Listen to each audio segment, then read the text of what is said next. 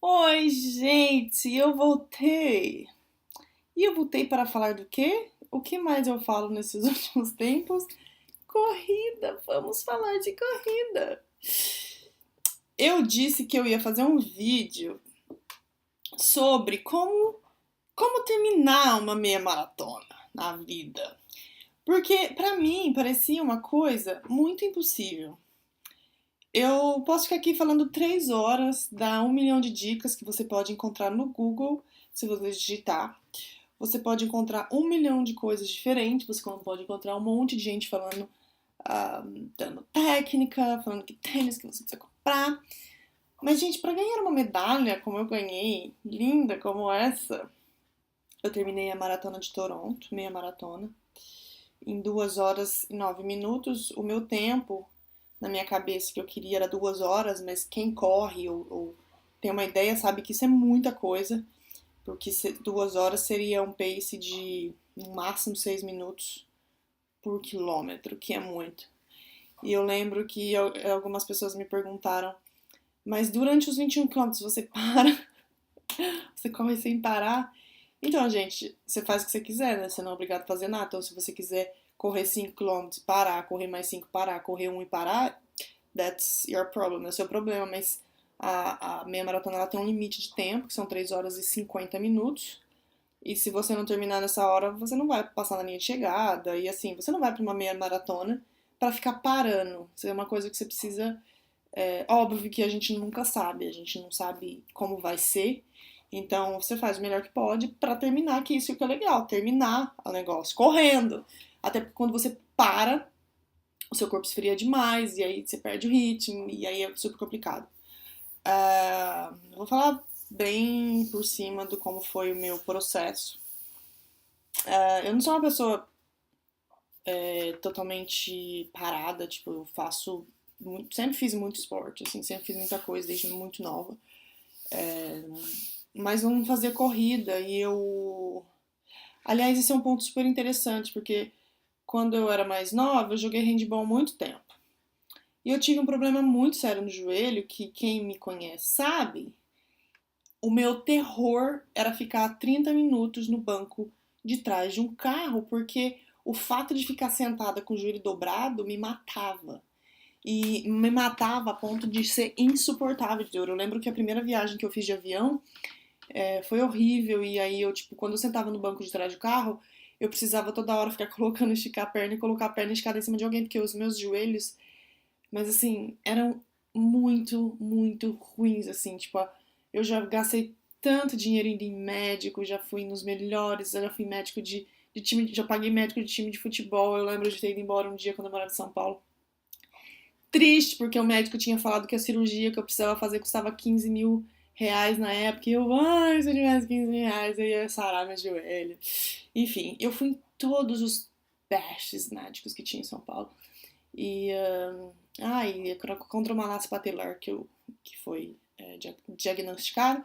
E todos os médicos, sem exceção, sempre me falaram que eu não poderia fazer esporte de impacto, corrida, tudo que pula. E que era pra eu fazer natação. Gente, eu não sei nadar. É verdade, morro de medo de água. Enfim, quando eu mudei pro Canadá, a Quebec principalmente, pequeno, né, gente? Não tinha muita coisa pra fazer. E aí eu comecei a fazer academia. Sempre falaram: olha, você tem que fazer academia pra manter a musculatura da sua perna forte. Eu sempre fiz academia, não louca, porque não é uma coisa que eu gosto de fazer. Só que lá em Quebec, um dia eu falei, quer saber, eu vou dar umas corridas aí, fiquei dar uma desestressada. E aí meu joelho doía igual. Eu falei, bom, se dói igual, correndo, não correndo, eu prefiro que doa e eu posso correr, porque daí doa por um motivo. Agora, doer, assim, você não tá entendendo o tanto que eu sofri de dor no joelho. Bom, então tem uns 4 anos mais ou menos que eu comecei a correr, mas assim, correr que eu falo, gente, é 1 quilômetro. Dar volta no quarteirão, subir dessa escada. Mas eu nunca fiquei parada. Mas o que me motivou, que eu posso garantir. ah, não foi o que me motivou. Teve uma coisa que me motivou. Eu vou chegar lá. Mas enfim, então desde quando eu me mudei pra cá, pro Canadá, porque eu acho que o que me ajudou foi. Tinha muito parque, tem muita área verde, então te te dá essa coisa, ai meu Deus, eu quero correr, porque te motiva muito. Você vê muita gente correndo, muita gente fazendo exercício, e isso ajuda demais. E eu comecei lá em Quebec, aí eu mudei para Montreal, eu corria também. Como eu tô falando, gente, eu corria assim, sem noção, contava mais ou menos o tempo, nada de. Ninguém me ajudou, ninguém programou, montou nada disso, não gastei dinheiro, nada. Só comprava um tênis decente. E aí, quando eu mudei pra cá, pra Toronto, correr foi uma coisa até me arrepio. Correr foi uma coisa que me ajudou muito emocionalmente e psicologicamente falando. Foi uma coisa que me tirou assim. Quando você tá correndo, não tem nada na sua cabeça. Tipo, ou fica muito. Todo mundo. Eu não sei se é porque o seu corpo, depois de um certo tempo, ele começa a fazer um esforço muito grande, todo mundo fica muito pequeno, então você não se liga tanto. Então você pode estar estressado, puto, triste. A corrida, é óbvio, isso todo mundo sabe, que libera muito hormônio de endorfina, dessas coisas de bom sentimento. Mas mais do que isso, ele dá uma limpada na sua mente alucinante, assim. E aqui em Toronto eu comecei a fazer meditação e corrida. Então o que acontecia? Quando terminava de correr, eu chegava e ia fazer meditação. Nossa, era assim, a melhor coisa era correr e fazer meditação. Então eu comecei a correr, pra mim terminar 5 quilômetros, nossa, era incrível. Incrível. Nossa, 5 quilômetros, meu Deus, eu terminei 5 quilômetros. E muitas das vezes parando. Não parando, parar, mas dar uma andadinha, não sei o quê, porque é puxado. Quando eu encontrei um grupo de corrida, que tem gente que fica brincando que eu faço propaganda pra Nike, não é que eu faço propaganda pra Nike. Aliás, eu faço, porque assim, gente, é um grupo de corrida gratuito, que tem uma sede, que tem coach, que tem todo mundo pra te ajudar e você não paga nada. Então eu faço muita propaganda assim, porque os caras são muito fodas, assim, eles são muito bons, eles te ajudam mesmo. E além de ser um lugar gostoso, que se faz amizade, enfim. Aí quando eu comecei a correr com eles, eu comecei a levar mais a sério, assim. Comecei a fazer corridas. Hoje, tipo, hoje eu corro 4 vezes por semana, no mínimo. E com eles têm uns treinos que são coaches. Então tem treino, um dia treino de velocidade, outro dia de treino de distância. E os sábados são corridas longas. E aí, acho que faz uns, sei lá, uns 6 meses eu consegui terminar uns 15 quilômetros, assim. Eu fui um dia do nada e era 15 quilômetros. Falei, quer saber, eu vou fazer 15 quilômetros. E aí você tá em grupo e você faz. Com a galera, você faz. Não tem como você. Se você tiver uma preparação, você consegue fazer o tanto que eles estão fazendo, porque tem grupo. É muito, muito bom você estar correndo em grupo.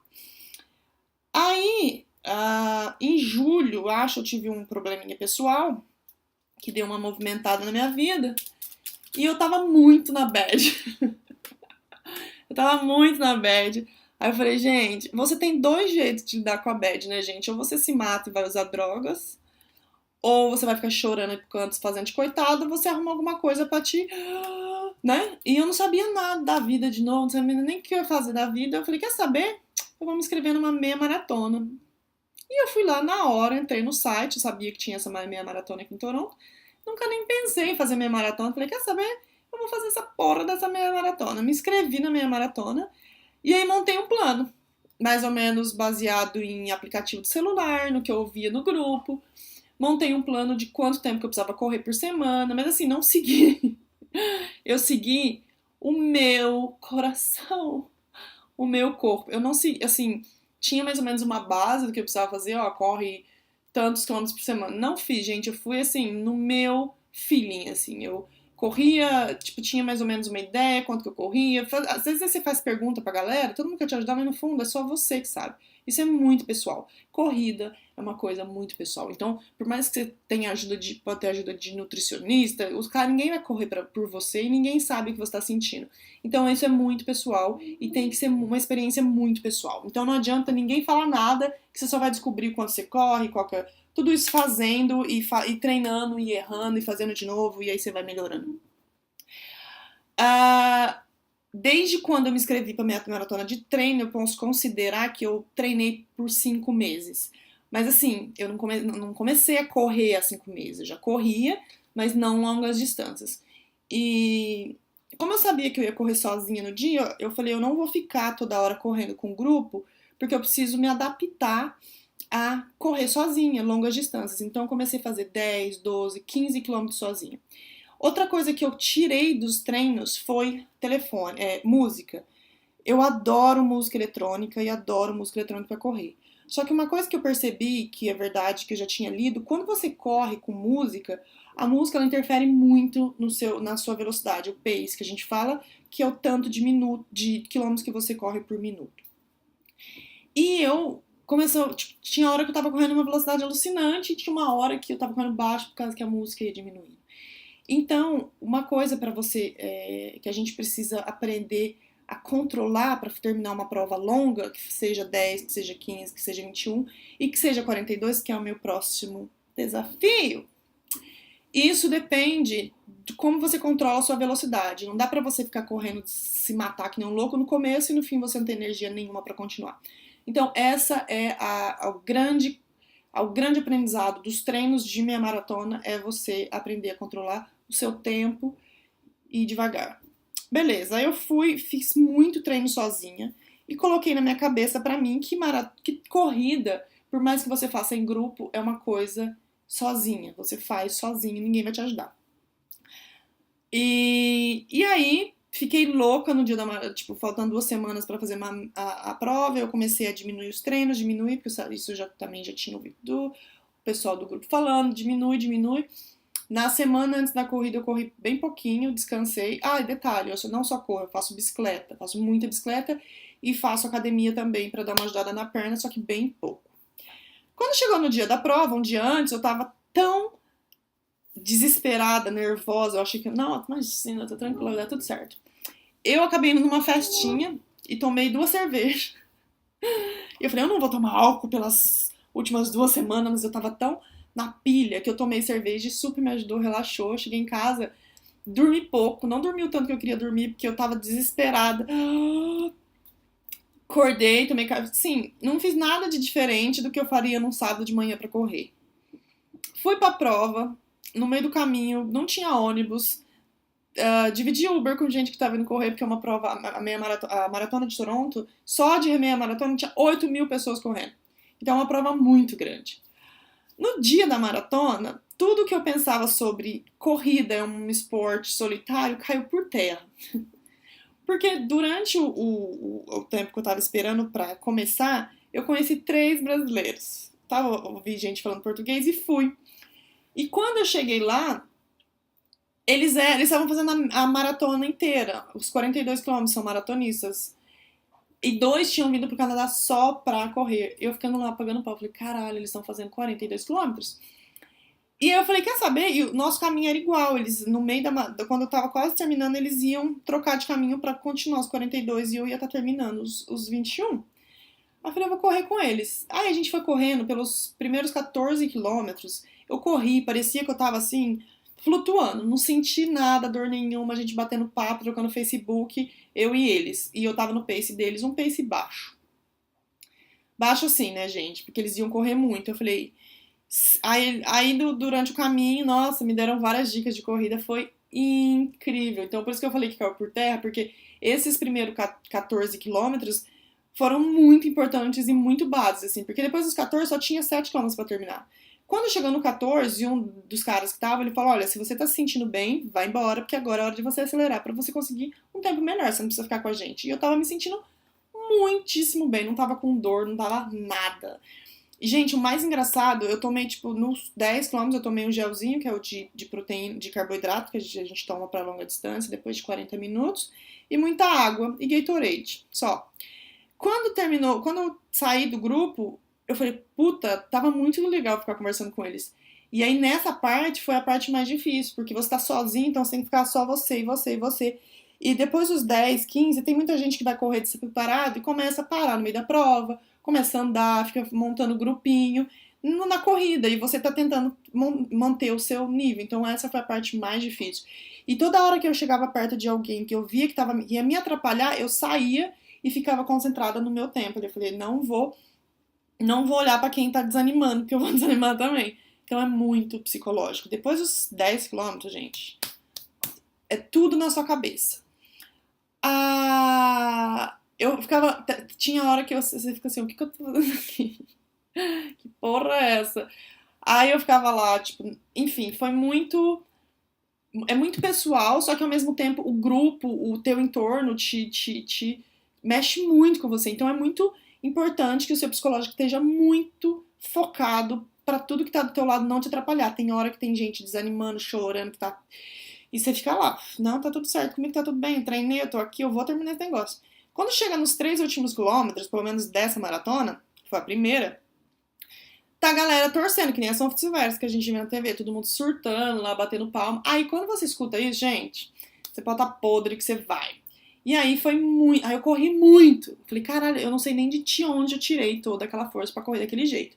Eu devo ter corrido tipo uns 4,5 de pace nos 3 últimos quilômetros. Eu corri muito rápido e eu ultrapassei muita gente, tava chegando.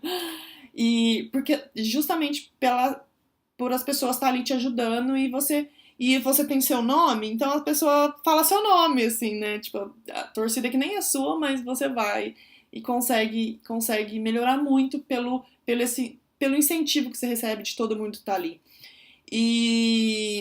E o clima foi ótimo, tava quente, não tava assim, tipo, 15 graus, que é perfeito pra corrida. E eu terminei a prova tão bem, assim, tem uma foto eu até postei que tá todo mundo se matando e eu tô lá, não acredito, porque pra mim, eu posso falar que eu treinei, foi muito treino físico, mas aquela hora ali depois, principalmente depois dos 10 quilômetros que eu larguei os brasileiros e fui fazer sozinha, 60% foi no psicológico, no psicológico. Eu tava com um pouquinho de dor no joelho, sim, um pouquinho de dor no pé, sim, mas não era isso que iria te parar. Eu poderia correr muito mais do que eu corri, com certeza, principalmente por causa do seu psicológico. E só pra falar do joelho que eu tinha começado a falar no começo do vídeo, que tá bem longo, mas não tem como cortar, até porque eu não parei de falar um segundo, é que depois que eu comecei a correr seriamente e frequentar assim a bicicleta, a academia, meu joelho não tem mais dor. Não tem mais dor. Pode vir. Eu não sei, não tem como explicação, não tem como explicar por quê, de onde, provavelmente melhorou, mas hoje em dia, se eu fico 3 dias sem correr, meu joelho dói. Então, tudo que eu demorei 10 anos pra resolver em hospital, em médico, eu resolvi correndo. Correndo, de verdade. Então, eu terminei a prova. Tem gente que pergunta, você ganhou? Gente, eu não fui lá pra ganhar, tá louco? Era 8 mil pessoas. Eu fui lá pra participar, pra terminar a prova. E se eu terminasse, eu já ia ter ficado muito feliz. E eu terminei. E só que assim, a gente tem um lema lá no grupo que a gente corre que é tipo, não existe linha de chegada, porque corrida é uma coisa que não é porque eu fiz essa prova que acabou. Eu faz uma semana que eu não corro, desde o dia da prova, amanhã faz uma semana, que eu não corro de propósito, porque tem gente que volta pra correr tudo switch logo em seguida, mas eu preciso de tempo, é muito, tudo é muito o que você sente, assim. Vai dar 20 minutos de vídeo, meu Deus. Então eu vou parar por aqui.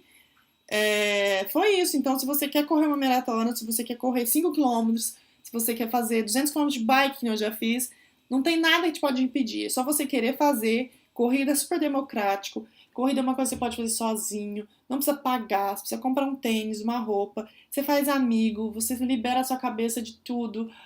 É uma delícia. É uma delícia. E não existe essa de amar a corrida desde quando você nasceu. Nem imaginei fazer corrida na vida e tô aqui agora pensando em fazer uma maratona.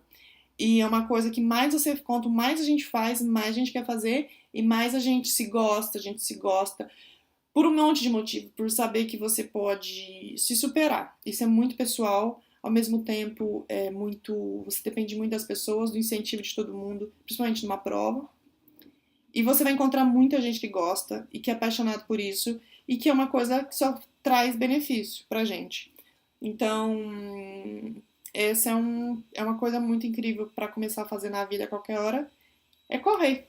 É isso, gente. Eu queria dividir essa experiência, eu acho muito bacana, porque a gente divide tanta merda, né? Então a gente tem que dividir coisa boa também. É isso. Eu espero que vocês tenham gostado desse vídeo, que ficou longo, mas não tinha como parar, né? Você tá vendo que nem tem edição e que eu não parei de falar um minuto, porque eu adoro falar. E aí eu volto aqui a hora que der vontade, quando tiver nada pra fazer. Tchau.